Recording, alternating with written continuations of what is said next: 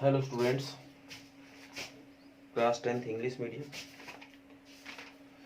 पिछले लेक्चर में हमने एक्सरसाइज 4.3 कंप्लीट कर ली थी। 11 क्वेश्चन थे, 11 के 11 क्वेश्चन अपन ने कर लिए थे और आपको ये बोला गया था कि इसके एग्जाम्पल इसके बाद करने हैं और कॉपी में करने का तरीका भी आपको मैंने बताया था। पहले एक्सरसाइज कंप्लीट करो, उसके बाद उसके एग्जाम्पल कंप्लीट करो, ताकि अपना वर्क पूरा एक पैटर्न से हो, एक कंप्लीट वर्क हो। तो आज मैं आपको एग्जाम्पल का वर्क ज़्यादा दूंगा और सारे के सारे बेटा मोस्ट इंपॉर्टेंट एग्जाम्पल है। तो आप कई बार ये होता है कि अच्छा ये तो मैं कर ही लूंगा, इस हिसाब से अपन छोड़ देते हैं। तो ये आपको छोड़ना नहीं है, सारे के सारे एग्जाम्पल करने हैं। तो एग्जाम्पल नंबर 7, 8 और 9 ये हम पहले ही कर चुके हैं, पर कॉपी में अभी तक नहीं किए, क्योंकि कॉपी में फिर वही बात, एक्सरसाइज कम खत्म होने के बाद ही अपन एग्जाम्पल शुरू करते हैं। तो 7, 8, 9 तो करने ही करने ही आपको। इसके साथ 10, 11 और 12 ये 3 एग्जाम्पल, मतलब 3 और 3 6। अगर ये पहले नहीं किए हैं तो अब ये मतलब टोटल आपके 6 एग्जाम्पल हो गए। ये 6 एग्जाम्पल आपको करने हैं। ये आज का आपका होमवर्क है और बेटा मोस्ट इंपॉर्टेंट एग्जाम्पल है, सारे के सारे एग्जाम्पल करके देखने हैं। एग्जाम्पल तो इसके बाद 3 और भी रहते हैं, पर वो मैं नेक्स्ट लेक्चर में आपको करवाऊंगा। एग्जाम्पल नंबर जो 13, 14 और 15 है। और अब कुछ वर्क आप एक्सरसाइज 4.4 का स्टार्ट कर लेते हैं, ताकि एक्सरसाइज भी चलती रहे और एग्जाम्पल का काम भी चलता रहे। और वर्क कैसे करना है वो मैंने आपको बता दिया है। आगे देखो बेटा, जो एक्सरसाइज 4.4 है, क्या ऐसा उसमें बोला गया और क्या हमें करना है वो देखने वाली बात है। बेटा बोला गया है, find the nature of roots of the following quadratic equation, if the real roots exist find them. कहता है कि सबसे पहले आप जो रूट्स होते हैं उनके नेचर को निकाल के लाओ। अब आपके दिमाग में ये क्वेश्चन आ गया कि रूट्स का भी कोई नेचर होता है, और वो नेचर ऐसा क्या होता है और हमें कैसे उसको फाइंड कर सकते हैं। तो ये आपके लिए कोई इतनी बड़ी बात नहीं होगी, आसान ही बात होगी।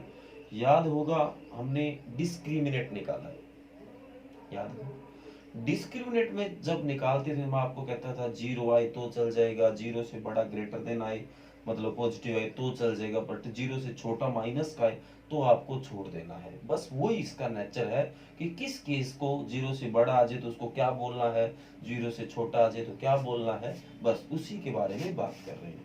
तो सबसे पहले डिस्क्रिमिनेट जो निकालने का फार्मूला होता है वो b² - 4ac होता है, याद है।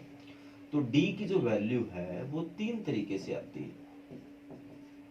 एक तो 0 से बड़ी आ सकती है, एक खुद 0 ही आ सकती है, और एक d की वैल्यू 0 से छोटी मतलब माइनस की आ सकती है। ये 3 तरह की इसके नेचर होते हैं। अगर 0 से बड़ा आ जाए तो आप बोलोगे 2 यूनिक रूट्स, रियल रूट्स।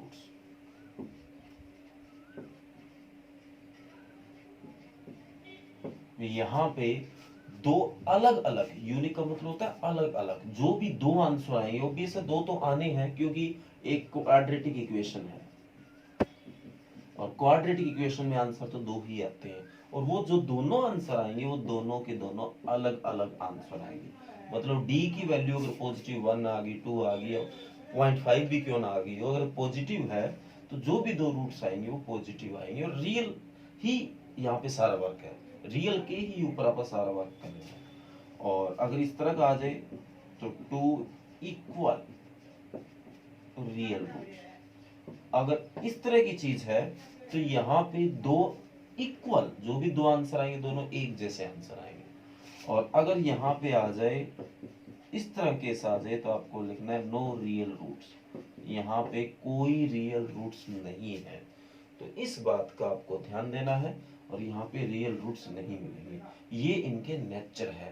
तो बेटा बहुत बार 1 मार्क्स में क्वेश्चन जो मैं बता रहा था डिस्क्रिमिनेट निकालना आता है, वो इन्हीं से रिलेटेड है। एक क्वेश्चन आ गया, मान लो ये आ गया कि इस इक्वेशन में बताओ जो इसके रूट्स है उनका नेचर कैसा है। ऑप्शन टाइप क्वेश्चन होता है, ये ऑप्शन ये है, बी ये है और सी ये है, और डी होगा नन ऑफ दीज। और सीधा पूछ ले सकता है। तो आपको कुछ नहीं करना, डी निकालना है। कैसे निकाला जाता है आपको पता है, बी स्क्वायर माइनस 4ac।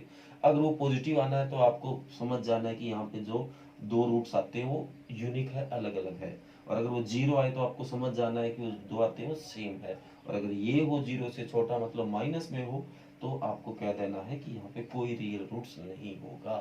तो ये इसके बारे में, नेचर के बारे में अपने बात की है। तो अब क्वेश्चन नंबर 1 के ऊपर बढ़ते हैं। वो भी कुल मिला के इसी पे डिपेंड है।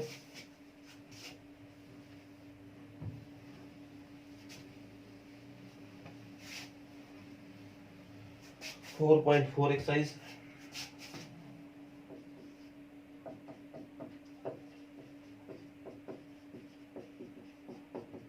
ये है। तो क्या करना है बेटा, वही a की वैल्यू 2, b की वैल्यू -3, c की वैल्यू 5, वही डिस्क्रिमिनेंट निकालने का तरीका आप जानते हो। तो -3 का स्क्वायर और a की वैल्यू 2 और c की वैल्यू 5। तो माइनस का स्क्वायर पता है आपको प्लस होता है, 4 2 8, 8 5 40। तो क्या बन गया -31, जो कि 0 से छोटा है। तो आप क्या लिखोगे, नो रियल रूट्स। बस ये लिख के आपको छोड़ देना है, आगे नहीं करना है। और अगर आगे मान लो ये 0 या 0 से बड़ा आता तो भी नहीं करना है, क्योंकि इसमें सिर्फ इसने नेचर ही पूछा है। इसने ये नहीं कहा कि इसके रूट्स निकाल के लाओ। अगर ये कहते कि इसके रूट्स भी निकाल के लाओ तो ये चीज कोई नई नहीं, हमने वो क्वाड्रेटिक फार्मूला 4.3 का क्वेश्चन नंबर 2 किया था, वो बन जाएगा। तो ये भी आपके लिए कोई बड़ी बात नहीं है। तो इससे रिलेटेड 3 पार्ट है, तीनों को कैसे करना है आपको समझ आ गया।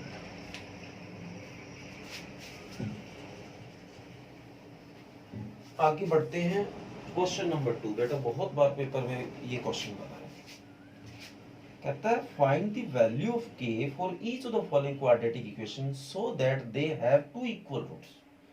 कहता है k की वैल्यू निकाल के लाओ अगर इस क्वाड्रेटिक इक्वेशन के इक्वल रियल रूट्स हो। मतलब अगले ने सामने से आपको दे दिया कि यहाँ पर जो रियल रूट्स है वो इक्वल है, तो आपको सिर्फ k की वैल्यू निकाल के लानी है। तो सेकंड का जो फर्स्ट पार्ट है वो है 2x square plus kx plus 3 is equal to 0। तो देखो भाई कैसे करना है, वही सेम प्रोसेस, a की वैल्यू 2, b की वैल्यू k और c की वैल्यू 3। वही discriminant b square minus 4ac। तो b है आपका k स्क्वायर और a की वैल्यू 2 और c की वैल्यू 3। ये आ गया k स्क्वायर माइनस 8 8 3 जा 24। आगे गिवन है आपको, given that there are two equal real roots. यहाँ पे इक्वल रियल रूट्स है, ये चीज आपको गिवन है। तो देन क्या होता है भाई, जो d है वो क्या होता है, 0 होता है। तो d की वैल्यू है k square minus 24 is equal to 0। तो माइनस का है, इधर आके किसका हो गया, प्लस का। बोथ साइड क्या किया, रूट किया, तो इससे कट हो गया। तो इसका हो गया, कोई रूट नहीं होता तो इसको 4 इंटू 6 लिख सकता हूँ। और आपको पता है रूट से कोई वैल्यू बाहर आएगी आगे क्या लग जाता है, प्लस माइनस। तो प्लस माइनस 4 का रूट 2 हो गया और 6 अंदर पड़ा है। तो ये इसके की वैल्यू आ गई है। इसके भी 2 पार्ट इस क्वेश्चन के, तो दूसरा आपको अपने आप करना है। तो आज का वर्क बेटा यही है। 4.3 के एग्जाम्पल नंबर शायद 7 से थे, 7 8 9 10 11 12। एक तो ये 6 एग्जाम्पल आपको कॉपी में करने हैं। इसके बाद एक्सरसाइज 4.4 के 2 क्वेश्चन आपको करने हैं। और बेटा ये मोस्ट इंपॉर्टेंट है। और कल उम्मीद करता हूँ कि 4.3 के एग्जाम्पल भी खत्म हो जाएंगे और 4.4 एक्सरसाइज भी कर देंगे और इसके एग्जाम्पल भी कर देंगे, क्योंकि ज़्यादा नहीं है। तो कल कुल मिला के उम्मीद करते हैं कि सारे चैप्टर को क्लोज कर देंगे। ओके, तो ये वर्क है आज का, इसको कर लेना। और चैनल को भी अगर सब्सक्राइब नहीं किया तो सब्सक्राइब कर देना, क्योंकि कई बार प्रॉब्लम से रिलेटेड वीडियो बनाते हैं तो वो आपके पास उसका नोटिफिकेशन आ जाता है। Okay, thank you.